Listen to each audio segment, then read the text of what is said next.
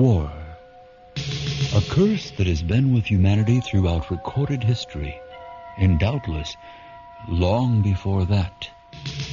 From the very moment human feet first walk the earth. In time to come, dare we hope that it will be any different? Imagine a world of the future where the peoples of Earth have put away all the weapons of war, only, ironically, to find themselves under attack from a completely new menace. Invaders from another world. These invaders, called Outspacers, would find the disarmed Earth at their mercy, were it not for a technological marvel of passive defense, the Protect bubble. Under the shell of reflective energy, Earth can begin to rearm without fear of outspace weapons, without fear of the horror of war. Or can they? In time of war, there is a fear that goes beyond that of the gun, the bomb. Far more insidious, it's the fear that eats away at the society from within. The fear that there is no one you can trust. What can you do when your neighbor, your best friend, or even your family may very well be the enemy?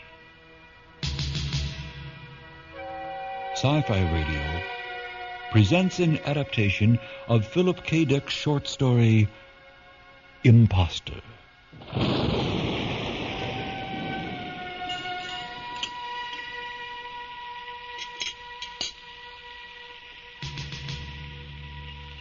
All but military traffic has been halted between Earth and her outposts.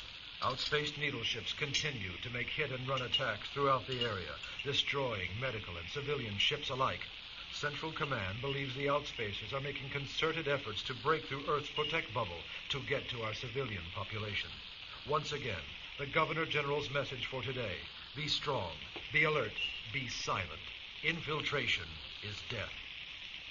In local news, the Project, as Jericho Labs has come to be known, is hosting dozens of luminaries this week. Mary, turn that damn thing off, will you? Representing the elite positive combat labs from across the planet will be in attendance for seminars. And weapons demonstrations, and I have to smile and shake every one of their hands. Oh, they're talking about your work, Spence. I know.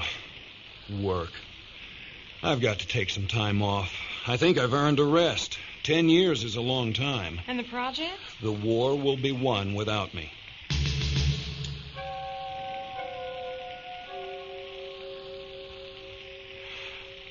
I'm really beginning to think the news channels altered dispatches to make it appear the Outspacers are right on top of us. Oh, now, Spence, don't say that. You know, what I'd like to do on my vacation?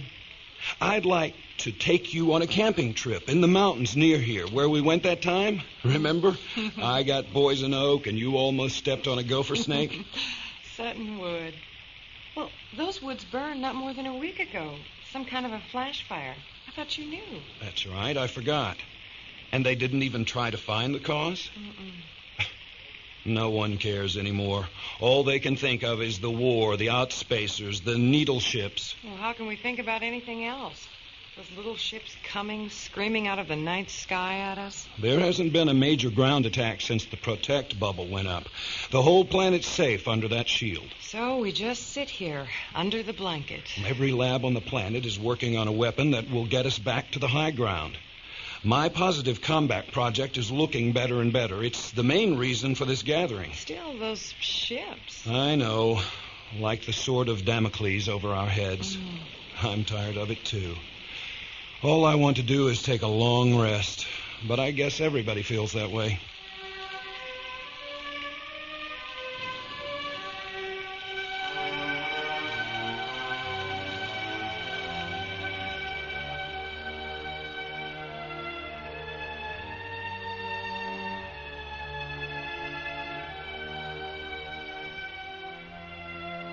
It's almost 7. I hope Nelson isn't late. He's not. Here comes his shuttle now. You want your umbrella? No, the jacket's enough.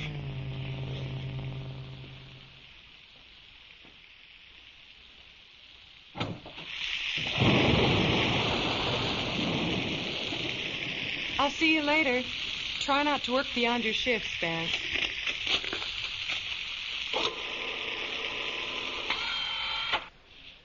Hello, Spence. Hi, Nellie. Oh, we've got a new rider today, huh? Yeah, Spence, this is Major Peters. He's catching a lift with us today. Major. Mr. Olham? Well, Nellie, heard any interesting news? The usual. A few outspace ships hit, another asteroid abandoned for strategic reasons. Oh, it'll be good when we get the project into the final stage. Maybe it's just the propaganda from the news channels, but in the last month, I've gotten weary of all this. Do you think the war is in vain, Mr. Olham? You are an integral part of it yourself. I know. It's just everything seems so grim and serious, no color to life. I don't remember seeing you at the project before, Major. Were you just... I'm not with the project, Mr. Olham, but I know something about what you're doing. My own work is altogether different.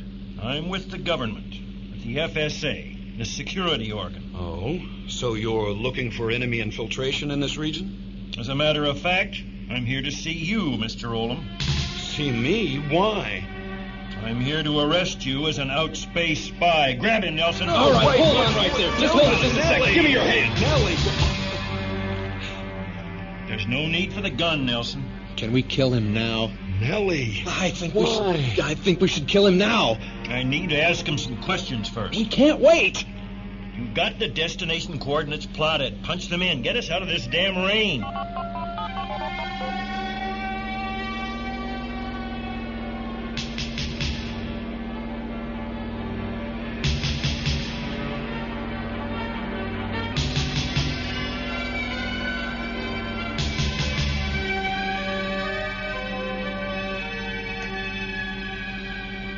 I don't understand. You can't just... Nelson, shove the vid screen around in my direction.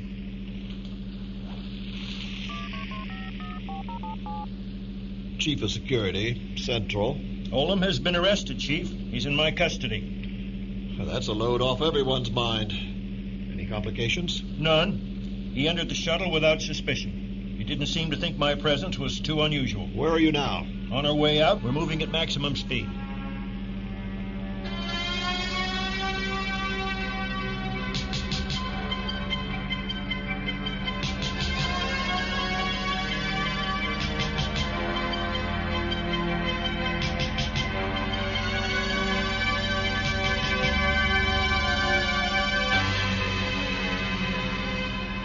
We've cleared the storm. You can assume the critical period has passed. That's him sitting next to you there? Yes, sir. All right. I've seen all I want.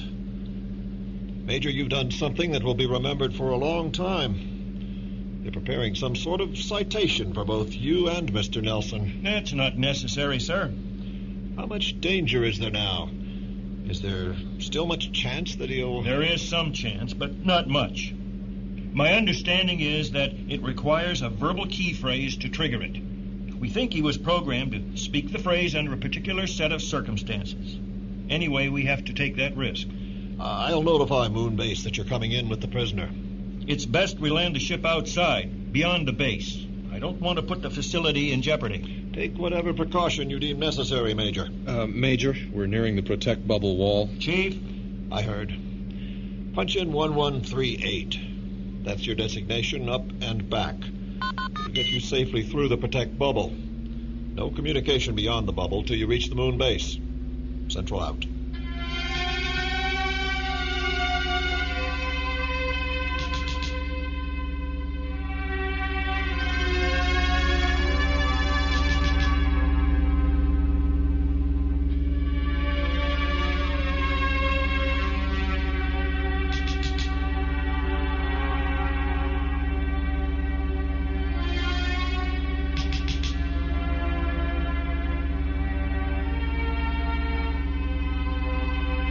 I think we should do it now. I'd give anything if we could just get it over with. Take it easy. Keep Keep your eyes on the monitors for stray needle ships. But he just sits there, staring. You don't think that he's... No, he's just confused. Olham, look at me. I've got some questions. Mary, my wife, she'll tell you. We can just call her here on the vid screen. It won't take... Sit back. He was trying to signal the Outspacers. No, my wife. I have to let her know. Sit quietly, Olham.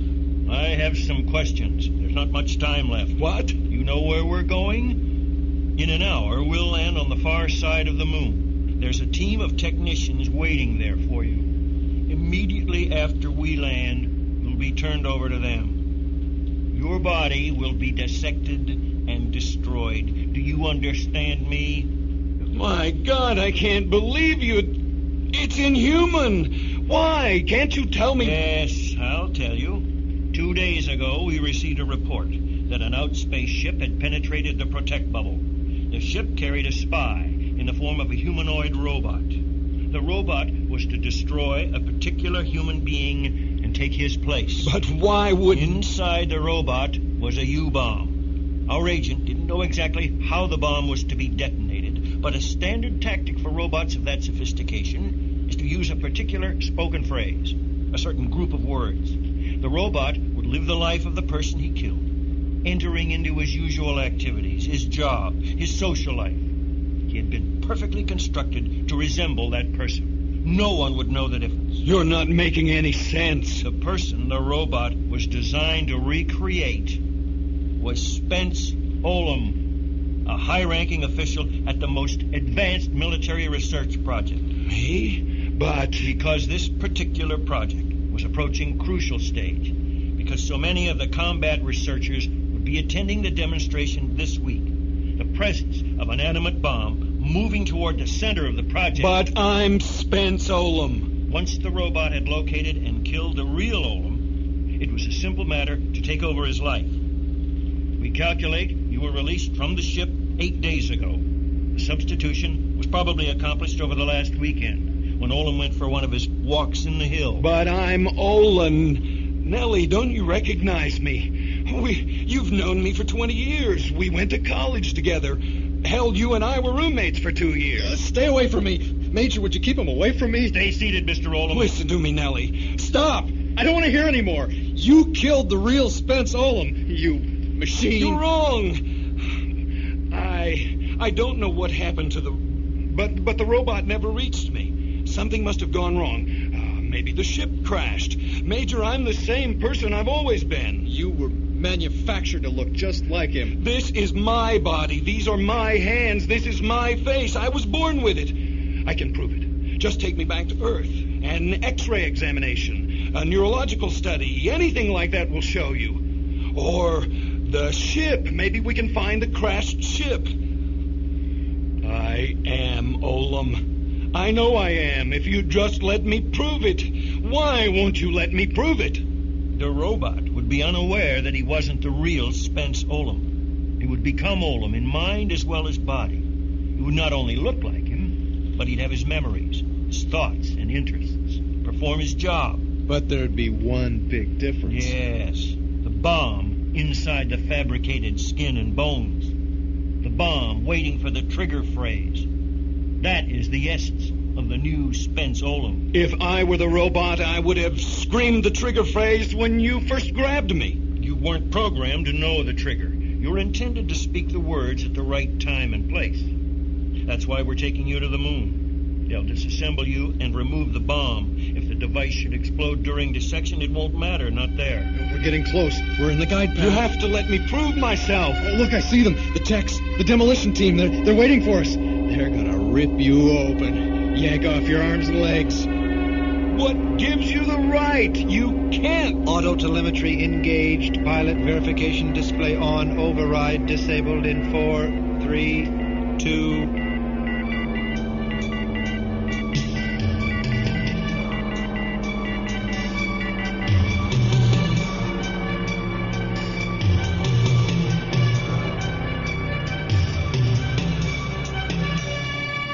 Stabilizers deployed. Caution. Surface travel requires life support. There's the squad. Listen, I can prove I'm Spence Olham. Get the base doctor. Bring him here. Watch him while I get into my pressure suit.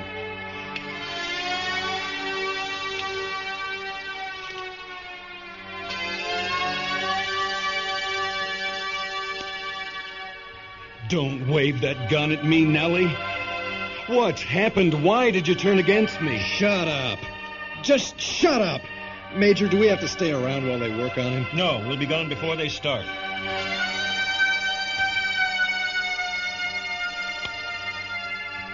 We'll be out of here in a moment. Give me the gun. Get your suit on.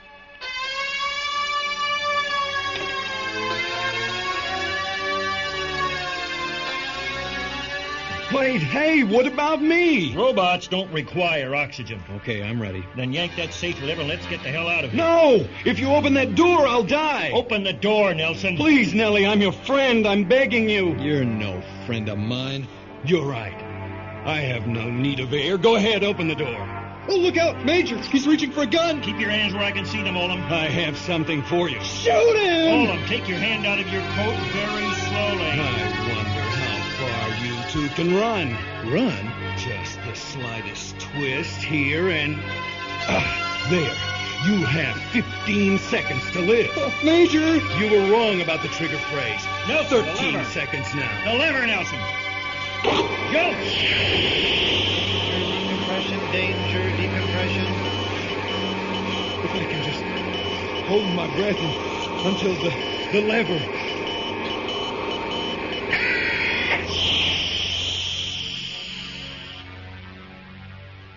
That's it. Run, you bastards, and just keep running. Let's see. Pilot assist display. Return plotting. There. I've got to get back and prove who I am.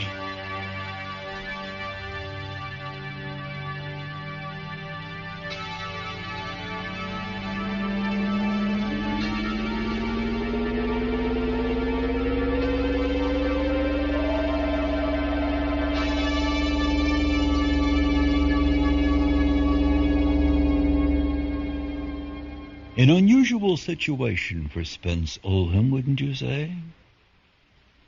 It seems that there are those who believe he is someone or something else.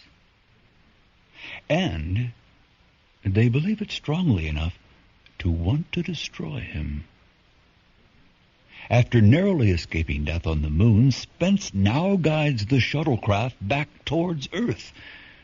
He faces a formidable task, that of proving his true identity to his one-time friend Nelson and to the mysterious Major. How can he do it? And do they really want to know?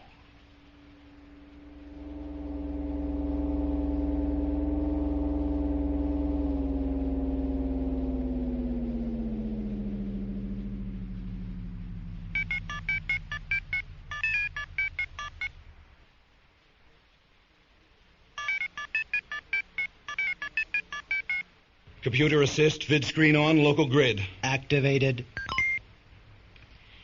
Hello? Mary. Spence, where are you? What's happened? I can't tell you now. Listen, I have to talk fast. They may break this call off any minute. Go to the project grounds and get Dr. Chamberlain. If he isn't there, get any doctor. Bring him to the house and have him stay there. Have him bring equipment, x-ray, fluoroscope, everything. Spence? Do as I say. Hurry. Have him get it ready as soon as possible. Are you all right? Are you alone? Alone? Is anyone with you? Has Nelson or anyone contacted you? No. Spence, I don't understand. Everything will be all right. I'll see you at the house within an hour. Don't tell anyone anything. Get Chamberlain there on any pretext. Say you're very ill. Spence? I'll explain when I get there.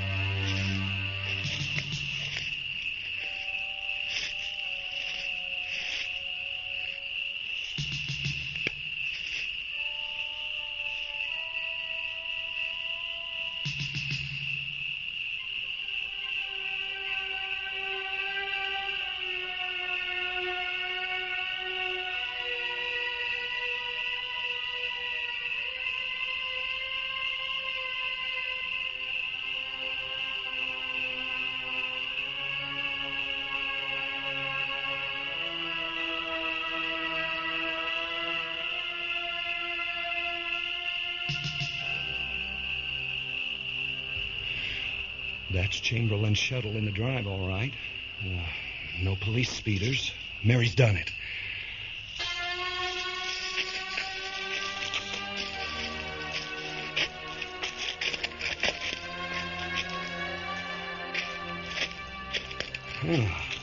Not in the front room. Mary must have taken him back to the kitchen.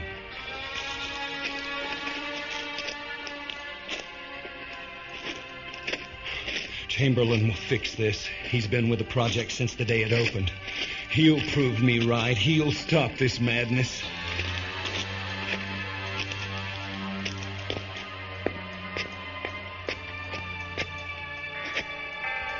Come on, Mary, come on. Oh, Mary. Spence. We've been waiting for you, Olham. Major? No, you don't, Major. Hold it, Olham. Run, Spence, run!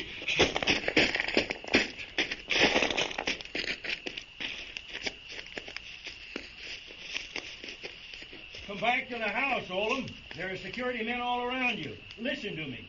We'll catch you very shortly. Apparently, you still believe you are human. I am human, you fool. I am Olham. Your call to the woman indicates you're still under the illusion created by your artificial memories.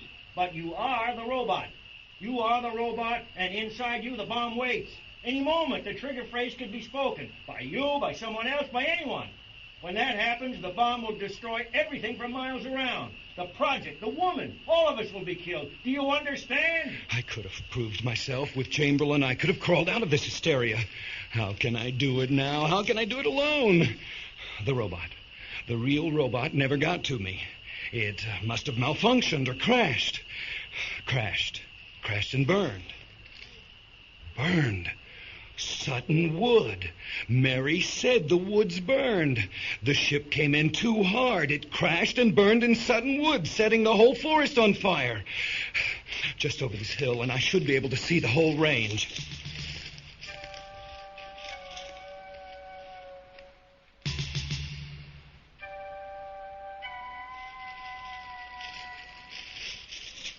Sun's coming up, Olham. It's only a matter of time. We'll catch you. We have orders now to destroy you on sight. We'll have to take the chance that the bomb will detonate. Every available security officer has been ordered into the area. The whole countryside is being searched, inch by inch. There's no place you can hide. Just a little more, and...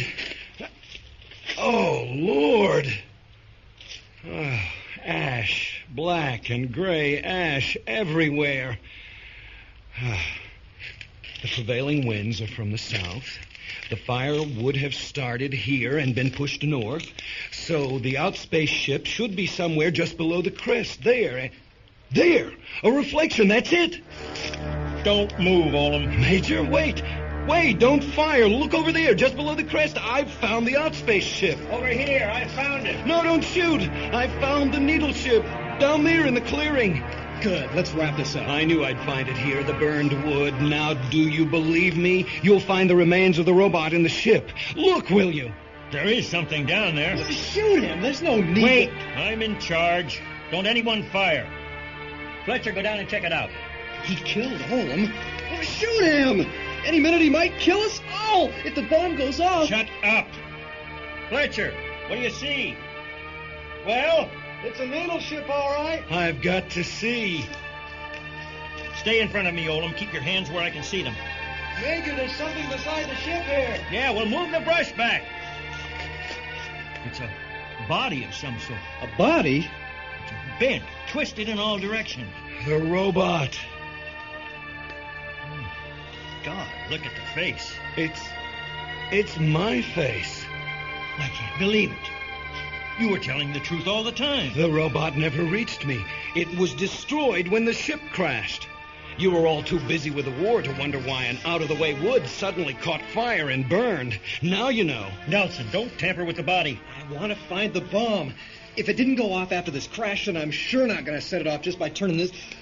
Oh, geez. What? The chest is ripped open. That thing would have destroyed us all if it had lived. We owe you, Olham. This must have been a nightmare to you. If you hadn't escaped, we would have...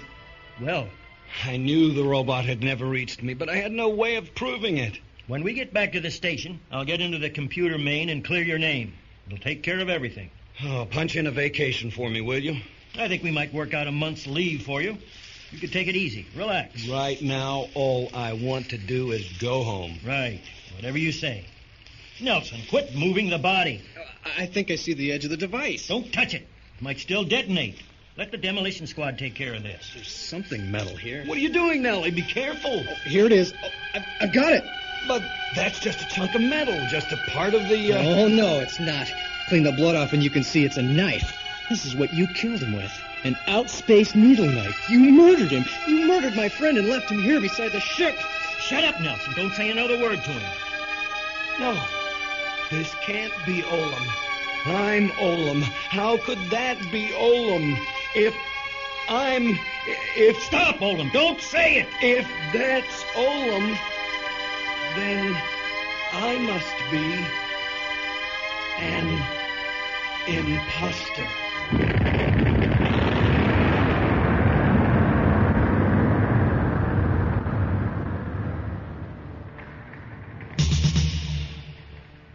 When the enemy is capable of duplicating a human form to the last detail, then who indeed can you trust? Not a scientist named Spence Olham, who, as we have just heard, came to realize that he couldn't even trust himself. Our cast for Impostor featured Dwayne Fale as Spence Olham, Nance Williamson as his wife Mary, Matthew Scott Carlton as Nelson, and Miles Muchler was the Major. Other character voices were by Rick Spiegel and Oscar Wills. The original story, Impostor, was written by Philip K. Dick and adapted for Sci-Fi Radio by Jay Helton. Our director is John O. Williams. Associate director was Rick Spiegel. All music and sound effects were created by Ron DiIulio at the studio of Audio Visual Associates in Euless, Texas. The series producers are Kevin Singer and Ron DiIulio. Support for Sci-Fi Radio has been provided by a grant from the Corporation for Public Broadcasting. This is James Edward Kerr, inviting you to join me soon for our next venture into the imaginary worlds of Sci-Fi Radio.